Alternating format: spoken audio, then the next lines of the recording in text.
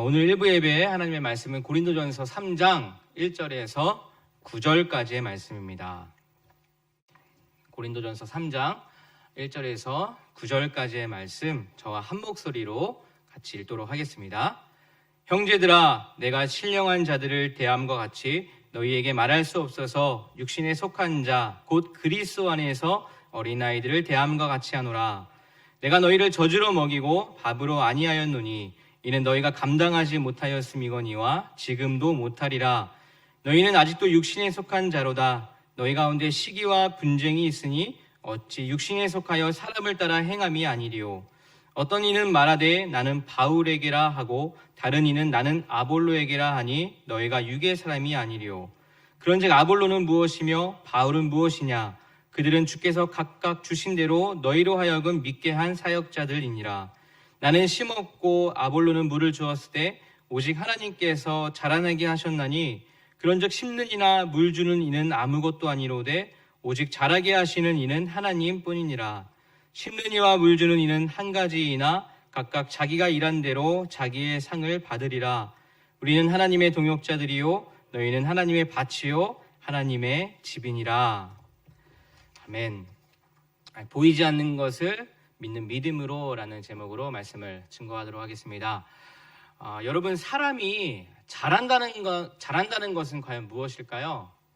물론 잘한다는 것은 키도 잘하고 몸무게도 이렇게 늘어나는 것을 잘한다고 할 수 있습니다. 근데 잘한다는 것은 사실 이것뿐만이 아니죠.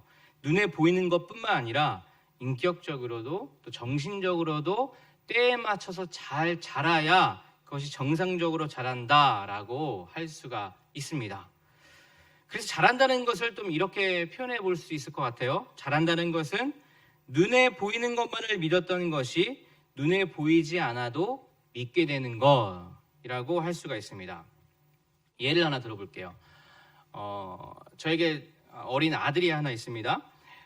제가 그 아들이 지금보다 좀 더 어렸을 때는 제가 출근을 하거나 집을 나가려고 하면은 굉장히 슬프게 울어줬어요. 왜 그렇게 울었을까요? 아마도 아빠가 눈앞에 사라지는 것을 보고 슬프기도 하고 또 불안하기도 하고 더 이상 만나지 못할 것이라는 그런 생각 때문이 아니었을까요? 아이의 눈에는 보이는 것만이 사실이고 보이는 것만이 전부였기 때문입니다. 근데 요즘에 그 아이가 좀 달라졌어요. 이제는 제가 나간다고 하면은 물론 아쉬워는 하지만 예전처럼 막 그렇게 슬피 울지는 않습니다. 그리고 빠이빠이를 잘해줘요. 그러니까 제가 좀 서운하기도 하더라고요. 아이가 왜 달라진 것일까? 아이에게 어떤 변화가 생길 것인가? 아마도 지금은 아빠랑 헤어지는 것은 아쉽지만 시간이 되고 또 때가 되면 아빠는 집으로 다시 들어올 것이다. 아빠가 갈 곳이 집밖에 없다라는 것. 다시 자기를 만나줄 것이다라는 그런 믿음이 생겼기 때문입니다. 보이는 것만 믿었던 것이 또 보이는 것만 사실이라고 생각했던 것이 이제는 보이지 않아도 보이지 않는 세상도 어느 정도 믿을 수 있게 됐다는 것. 그것이 아이를 보면서 잘 자라고 있구나 라는 것으로 생각을 해볼 수가 있습니다. 단지 눈에 보이는 키와 몸무게만 늘어나는 것이 아니라 보이지 않는 세상의 존재도 믿게 된다는 것. 어찌 보면 그것이 잘하는 거 당연한 것이 아니냐라고도 생각할 수 있지만 그렇지 않습니다. 이것은 하나님의 철저한 계획과 섭리가 있기 때문이에요. 그 하나님의 섭리가 있기 때문에 우리는 믿음으로 보이지 않는 하나님의 존재를 믿게 되고 믿음으로 하나님을 볼 수 있게 되는 것 아니겠습니까? 어릴 때에는 눈에 보이는 것만 믿었다면 이제는 보이지 않는 것도 믿을 수 있게 됐다는 것, 이것이 잘 자라고 있다는 것을 보여줍니다. 오늘부터 고린도전서 말씀이 시작되었습니다. 아시다시피 이 당시 고린도 교회는 여러 문제점을 가지고 있던 교회였습니다. 사도 바울은 아픈 마음으로 그들의 여러 문제점들을 오늘 고린도전서에서 지적을 하고 있죠. 이 고린도 교회는 대략 AD 50년 전쯤에 사도 바울에 의해서 세워졌습니다. 당시 이 고린도 교회가 있던 고린도는 항구 도시였어요. 상업적으로 매우 번성한 그런 항구 도시였습니다. 대부분의 항구 도시가 그렇듯이 각종 문화가 혼재되어 있습니다. 한글을 통해서 많은 것들이 이렇게 들어오게 되고 또 접하게 되니까 사실 마음문도 열려 있었던 것 같아요. 지역상의 특성일지 몰라도 고린도 사람들에게 있어서 이 기독교 복음이 비교적 쉽게 받아들여지기는 했습니다. 그러나 이 고린도의 문화처럼 혼합주의, 성적 문란함, 무절제 이런 것들의 어떤 부정적인 요소가 사람들한테 영향을 미치게 되고 또 고린도 사람들은 비록 마음문이 열려 기독교 복음은 잘 받아들이긴 했지만 여전히 그들은 세속적 문화로부터 완전히 청산하지는 못했던 것입니다. 사도 바울이 고린도 교회를 세우고 거기에 머무는 동안은 괜찮았지만 이제 그가 다른 사역지를 향해 떠나갔을 때 고린도 교회의 성도들은 또다시 각종 오류와 각종 범죄의 어떤 소용돌이에 이렇게 휘말리게 됐던 것이죠. 그런 교회의 상황을 직접적, 간접적으로 들었던 사도 바울은 3년 뒤, 4년 뒤에 디모데를 급하게 보내기도 했지만 마침내는 고린도 성도들에게 편지를 씀으로써 그들의 범죄 가운데, 그들의 어떤 오류 가운데 좀 고치도록, 회복하도록 이렇게 권면하고 있다는 것입니다. 당시 고린도 교회는 여러 가지 문제점들을 안고 있었어요. 간략하게 말씀을 드리면 고린도 교회에서는 어떤 분열의 문제도 있었고요. 또 은사에 대한 갈등도 있었고 어떤 육적인 관점, 세속적인 관점에서 또 지도자를 따르고 또 따르다 못해 서로 시기하고 또 질투하고 싸우는 그런 일들도 있었다는 거예요. 어떤 종교적 혼합주의에 빠진 일들도 있었고 어떤 성적인 어떤 문란함들도 있었던 교회였습니다. 고린도교의 여러 문제들 가운데 오늘 본문에 나오는 문제는 어떤 문제였을까? 우리 3장 1절 말씀인데요. 같이 한번 읽어볼까요? 3장 1절 말씀 시작. 형제들아, 내가 신령한 자들을 대함과 같이 너희에게 말할 수 없어서 육신에 속한 자 곧 그리스도 안에서 어린아이들을 행함과 같이 하노라. 1절에서 사도 바울은 고린도 성도들에게 이렇게 말합니다. 육신에 속한 자, 그리스도 안에서 어린아이들이라는 표현을 쓰고 있어요. 3장 3절에도 이렇게 표현합니다. 너희는 아직도 육신에 속한 자로다. 너희 가운데 시기와 분쟁이 있으니 어찌 육신에 속하여 사람을 따라 행함이 아니리요. 여기서도 바울은 고린도 교인들에게 육신에 속한 자라는 표현을 하고 있죠.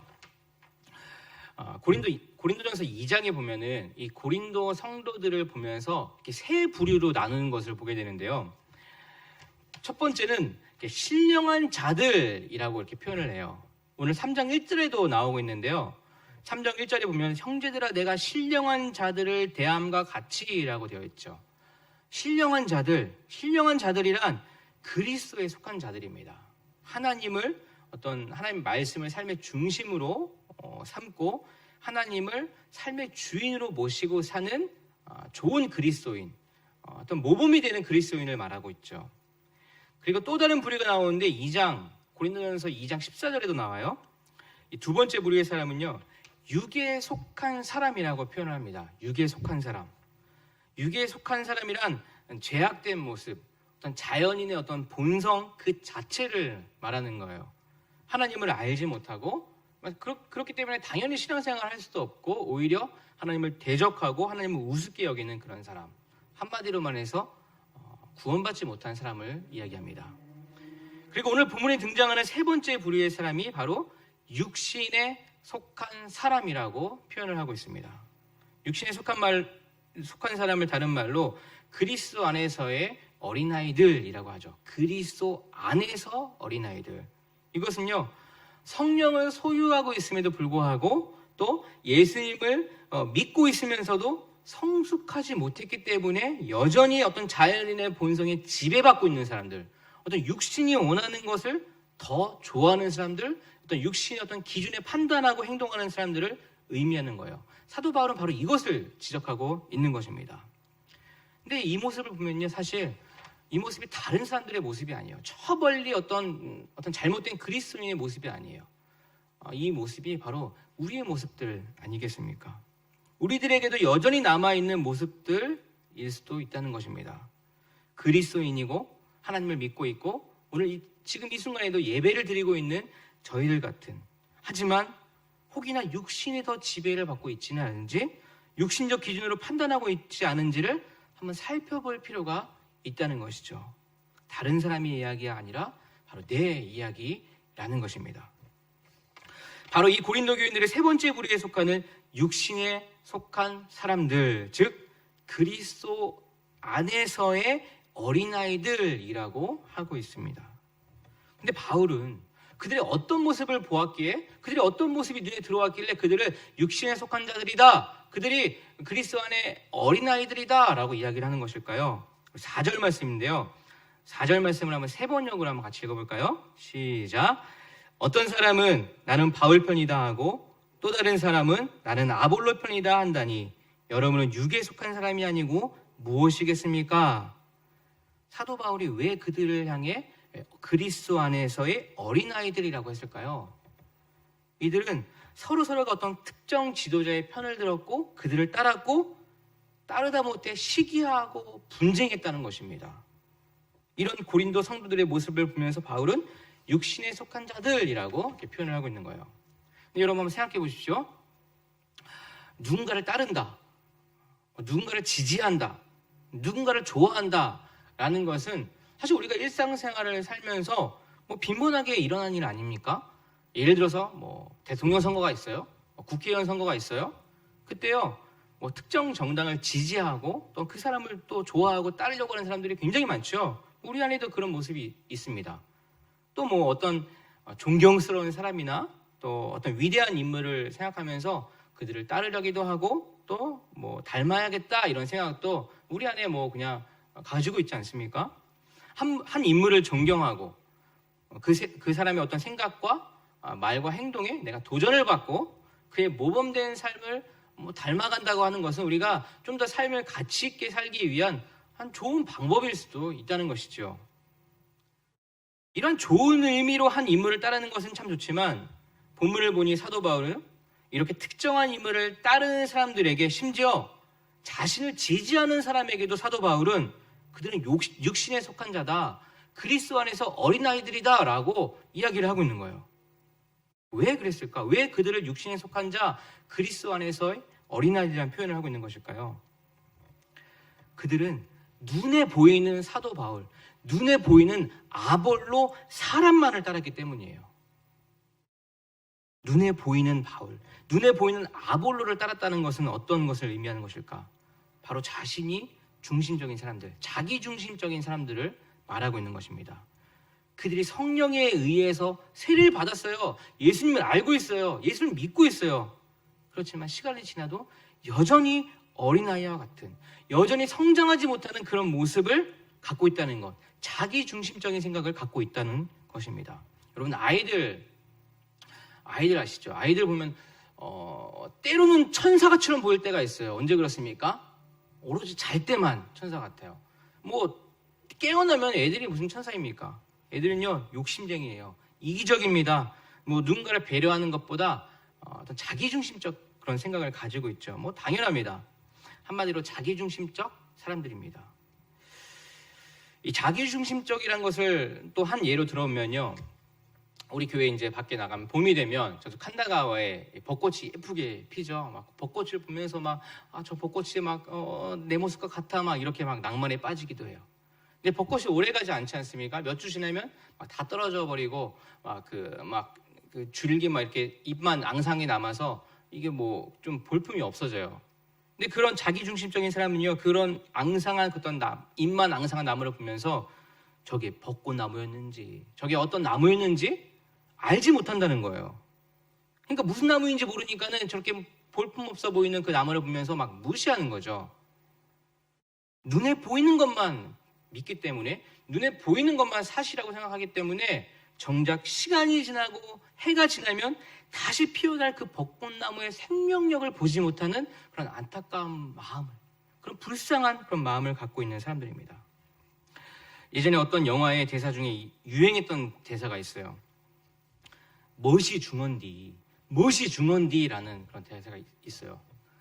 딸이 아빠가 막 물어보니까 무엇이 중헌디도 모르면서 이렇게 하는 대사가 있습니다. 막 되게 욕해요, 아버지에게. 바울과 아볼로를 따르는 사람들, 그것만을 보면 큰 문제가 없어 보여요. 그렇지만 문제는 시기와 분쟁이 일어났다는 것이죠. 왜 그렇습니까? 왜 시기와 분쟁이 일어났습니까? 중요한 것을 보지 못했기 때문입니다. 무엇이 중요한지 그 중요한 것을 보지 못했기 때문에 그들은 시기와 분쟁이 일어났다는 것이죠. 바로 자라게 하시는 하나님을 그들은 보지 못했던 것입니다. 왜요? 육신에 속해 있기 때문이에요. 지금 당장은 바울과 아볼로가 위대해 보여서 그들을 따르기도 하고 그들을 닮아가기도 하지만 혹이나 그들이 어떤 실수를 하거나 뭔가 잘못된 것을 발견할 그 순간에는요, 아마도 그들은 가차없이 따르지 않을 거예요.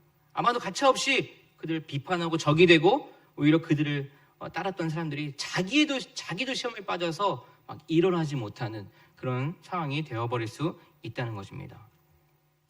예전에 청년들 이렇게 성경 공부를 하는 중에요, 이런 예를 한 책에서 보았어요.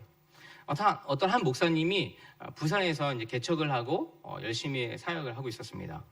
근데 교회가 개척한 지 얼마 안 되고 이게 막 성장하지 못하는 거예요. 늘 어려움에서 헤어나지 못하고 있었습니다. 그래서 목사님이 간절히 기도했어요.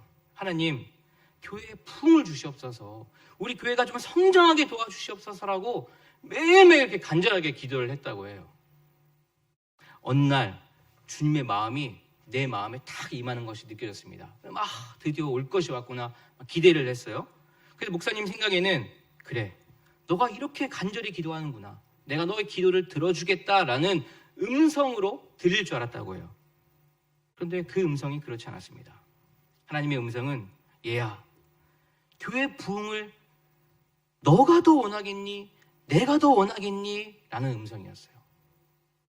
예상치 못했죠. 그 음성을 듣고 가만히 생각해 보니 이 교회의 부흥은 나보다 하나님께서 더 원하고 계시구나 라고 생각이 들었답니다. 그래서 그때부터 확신이 생겼어요. 부흥은 구할 것이 아니구나. 부흥은 뭔가 간절히 기도해서 얻는 것이 아니구나. 부흥은 믿고 맡겨드리는 것이구나 라는 생각이 들었답니다.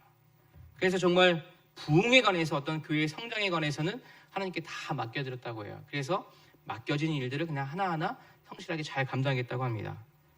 어느 순간 교회에 엄청난 성장과 부흥을 주셨다고 해요. 여러분 생각해 보십시오. 부흥하는 것이 중요하겠습니까? 어떤 목적을 이루는 것이 중요하겠습니까? 이 땅에서 100년도 살지 못하는데 얼마나 목적을 이룬 것이 중요하겠습니까? 그것보다 더 중요한 것은 그럼에도 불구하고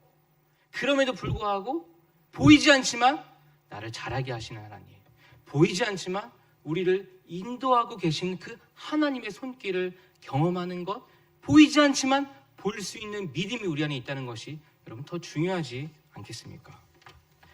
우리 5절에서 7절 말씀을 다시 한번 읽어볼까요? 5절에서 7절 말씀.